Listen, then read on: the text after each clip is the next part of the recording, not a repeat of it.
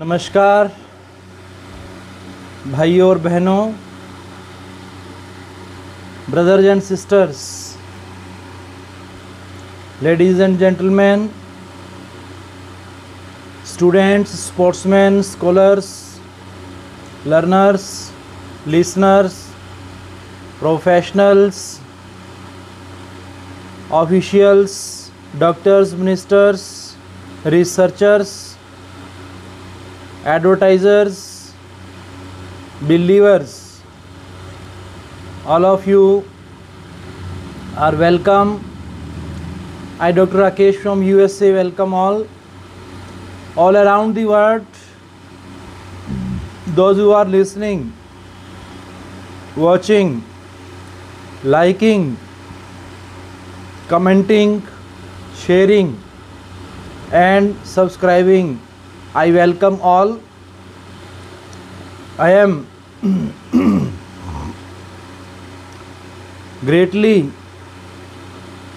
cordially thank the God who has provided the thought of word to listen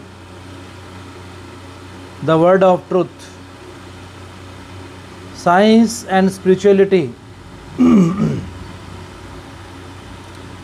Primary sources and secondary sources related to research. Today we will discuss what are the primary resources and what are secondary sources. Primary sources are first-hand evidence. These include the following: first-hand accounts of experimentation and investigation,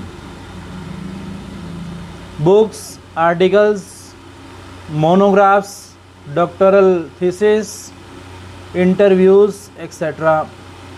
written or given by the author we have selected for our study. Letters, diaries, eyewitness accounts, poems, novels, autobiographies, etc. by the selected for our study. For example, suppose we have selected the early novels of Kamala Markandeya for our study.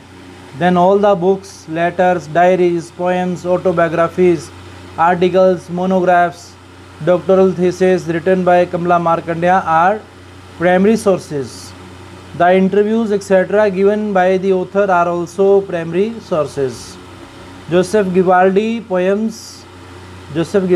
points out about it in a lighter vein that even the laundry list of the author selected for the study is a primary source.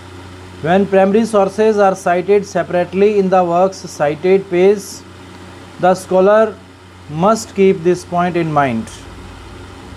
Next is secondary sources.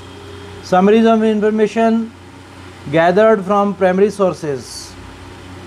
Translations, summaries and reviews of research. Abstracts, guidebooks and other publications. These reports comment or analyze the works of others. These are at least once removed from the primary source. The value of secondary source depends on several factors. Ask the following questions when you are quoting from a secondary sources. First of all, how specific, accurate and authoritative the questions are. So this is the first thing is necessary for secondary sources, for the authenticity of the secondary sources. And second one is has the expert whose opinion we are quoting got any special experience in the field? Yes. Is the tone balanced? Is the language really objective? Is the source well known? Is the source current? Next is evaluating online sources. Anyone post anything in the internet.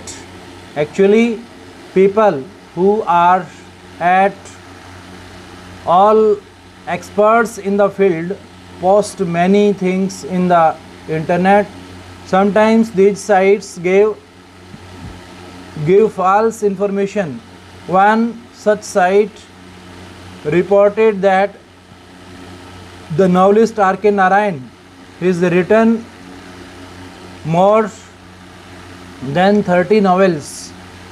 We may evaluate sites to some extent by following certain guidelines. Internet addresses ending in .edu, .org, .gov. Are generally dependable. Such sites using a country abbreviation such as .us, .uk are also dependable. They are usually non-profitable organizations. Commercial organizations advertising to sell a product. Use.com address. We have to be careful when we quote from them. Authors who are experts in the field of study, whose names have already appeared in print sources. If their names appear in bibliographies, we can't use them. We can use them, yes. Anonymous authors, chat rooms, Usenet, discussion groups, bulletin in boards, etc. We do not know them or their motives. It is always better to avoid them. Reliable print sources online. Online version of the New York Times, the Time magazine, etc. Excerpts and quotations from the New York Times or any other online publication that are not on the publisher's original site. Sources may be